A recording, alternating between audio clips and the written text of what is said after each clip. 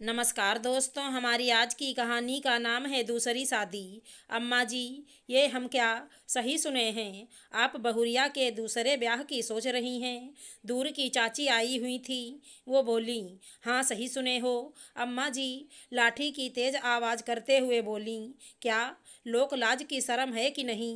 पूरे खानदान की इज्जत मिट्टी में मिलाएंगी?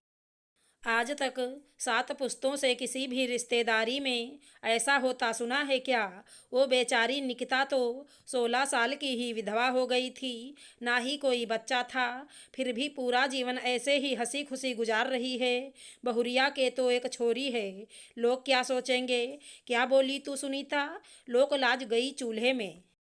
निकिता हंसी खुशी जीवन गुजार रही है, ये तू कैसे जाने है? कभी उसके पास बैठकर प्यार से बात कर, उसके सर पर हाथ फिराकर उसे गले लगाकर पूछना, फपक पड़ेगी। उसका दुख उसकी आंखों से बह आएगा। इंसान है ही ऐसा, दूसरों को देख कर झूठी हंसी दिखानी पड़ती है। उसे रात को नींद भी ना आती होगी। मेरी निधि को मैंने देखा, कैसे रात को आरू को सुलाने के बाद मेरे मानव की फोटो सीने से चपकाए सिसकियां भरती है। पूरा दिन तो घर के काम आरू की देखभाल में उसके साथ भाग दौड़ में निकल जाते हैं, पर ये रात काटे नहीं कटती जब कोई पास नहीं होता। मैं भी दमा की मरीज, उसके पास नहीं सो सकती। मेरी खांसी से पूरी रात खराब हो जाएगी बेचारी की। जब भी करवा चौथ, तीज, छठ या कोई भी त्योहार आता है तो कैसे खुद को उनसे अलग कर देती है कि कोई ये ना कह दे कि ये विधवा है। इसका शुभ कार्यों में आगे आना ठीक नहीं। जब तक मेरी पूजा नहीं हो जाती, मेरे सामने भी नहीं आती, चाहे मैं कितना भी जिद कर लूं। मेरे मानव ने भी तो उसे पलकों पर रखा। ऐसा प्यार करने वाला पति मिलना मुश्किल है, पर किस्मत को कुछ और ही मंजूर था। चला गया हम सबको छोड़कर। बेचारी मेरी निधि की उम्र ही क्या है, 25 साल। उसका दुख देखा नहीं जाता। डेंगू बीमारी ही ऐसी है अम्मा जी। 2 दिन में तो बेचारे मुन्ने में कुछ नहीं बचा। वो सब तो ठीक है, पर आपको क्या लगता है, क्या बहुरिया के लिए कोई कुंवारा लड़का मिलेगा? वो भी शादीशुदा ही होगा और 2-4 बच्चों का बाप। आपको लगता है वो बिटवा जैसा ख्याल रख पाएगा बहुरिया का? बहुत बुरी है दुनिया। एक विधवा को अच्छा आदमी मिलना नामुमकिन है। मेरी मानो अम्मा जी, तो यहीं रखो निधि को, और खराब हो जाएगी उसकी जिंदगी। आप लोगों के बीच सुरक्षित तो है। हम बूढ़ा बूढ़ी कब तक रहेंगे उस बेचारी के साथ? उसके आगे पूरा जीवन पड़ा है। हमारे रहते उस पर कोई उंगली ना उठा पाएगा, पर हमारे जाने के बाद हर आदमी उसे गलत नज़र से देखेगा।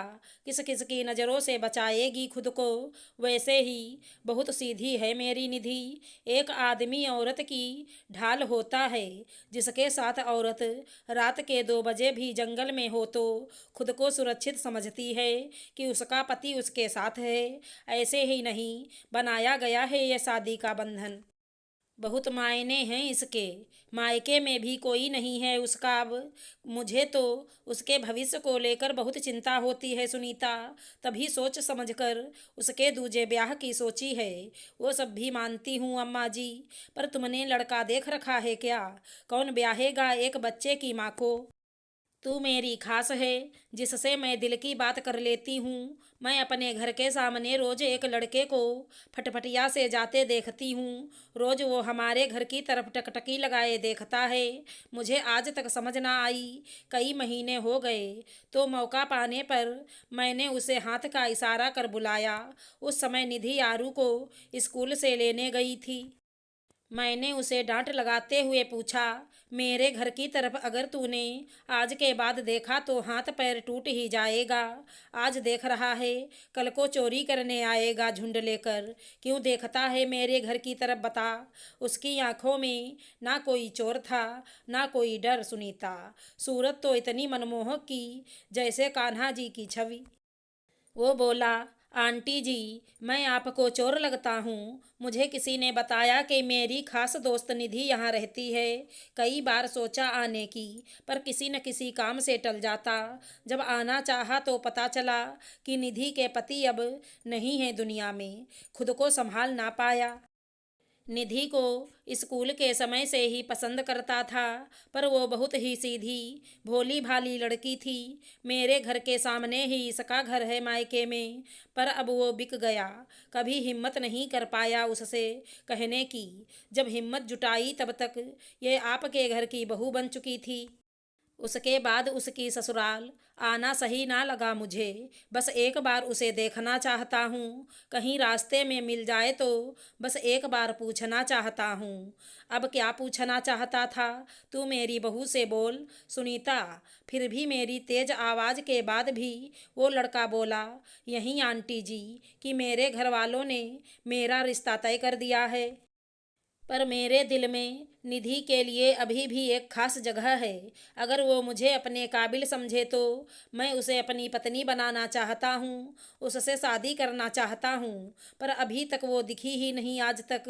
रोज़ देखता हूँ फिर भी। तुझे पता है रे कि उसकी एक बेटी भी है। फिर भी तू शादी करेगा मेरी निधि से?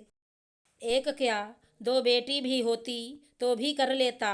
उसके बच्चों को इतना प्यार दूंगा कि वो मुझे छोड़कर कहीं ना जाना चाहें। जिसे आप चाहो उसकी तो हर चीज़ से प्यार होता है। तो बताइए फिर आंटी, निधि मुझसे शादी के लिए हाँ कर देगी ना? आप मनाइए ना उसे। मैं बैंक में काम करता हूँ, उसको अच्छे से रख सकता हूँ। तब तक सुनीता निधि भी आरू को लेकर आ चुकी थी। निधि की आंखें आंसुओं से लाल। शायद उसने मेरी और उस लड़के की सारी बातें सुन ली थी। वो कुछ ना बोली, बस मेरे सीने से आकर चिपक गई और फपक कर रोने लगी। उस लड़के की आंखें भी नम थी। वो बस निधि के रोते चेहरे को ही देखता जा रहा था। मैंने निधि से पूछा, ब्याह करेगी इससे? उसने बस इतना कहा, इनको नहीं भूल सकती अम्मा जी। निधि, मैं तुम्हें अपने पति को भूलने को नहीं कह रहा, बस तुम्हारे दुख को थोड़ा कम करना चाहता हूँ। निधि कुछ ना बोली। फिर मैंने सोचा सुनीता कि इससे ज़्यादा प्यार करने वाला लड़का मेरी निधि को नहीं मिल सकता। फिर मैंने किसी की परवाह नहीं की। मैं अपनी निधि को इस छोरे से ब्याह के ही रहूंगी। वाह अम्मा जी, सास हो तो तुम्हारे जैसी। अच्छा मैं चलती हूँ, बस पकड़नी है। आज अम्मा जी तो नहीं हैं, पर वो अपनी बहुरिया के दुख भरे जीवन को सुख में बदल गई हैं। निधि उस लड़के के साथ हंसी खुशी अपना जीवन गुजार रही है। और हाँ, ऐसा नहीं कि वो मानव को भूली है। उसकी तो अलग जगह है ही उसके दिल में। थोड़ी सी जगह अब उस लड़के ने भी ले ली है बस। आशा करती हूँ हमारी कहानी अच्छी लगी होगी। धन्यवाद दोस्तों।